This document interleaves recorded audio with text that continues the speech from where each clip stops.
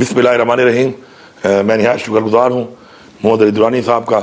صفدر عبادی صاحب کا اور ساتھ جی ڈی اے کا جو وفد یہاں پہ آیا ہوا ہے ان کے ساتھ، ان کا کہ وہ یہاں پہ آئے ہیں. ہماری کافی ٹائم سے ایک بات چیت ہو رہی تھی جو پاکستان میں حالات ہیں اس وقت، جو اس وقت جمہوریت خطرے میں ہے اس ملک میں، اور جس طریقے سے اس ملک میں مینڈیٹ چوری کیا گیا ہے، تمام پارٹیز کا چوری کیا گیا ہے ہر صوبے کے اندر اور نیشنل لیول کے اوپر. تو اس پہ ہماری ایک بات چیت شروع ہے اس معاملے کے اوپر کافی ٹائم سے، اور ہم چاہتے ہیں کہ ہم اکٹھے ہو کر مل کر اس ملک کے اندر حقیقی جمہوریت کو کس طریقے سے اسٹیبلش کریں گے. اس کے لیے ضروری ہے کہ ہم مل کے بیٹھیں اور ہم اس چیز کو انشور کریں کہ ہم سب پارٹیوں نے مل کر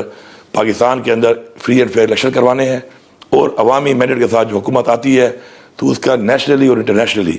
ایک تو کریڈیبلٹی بھی ہوتی ہے،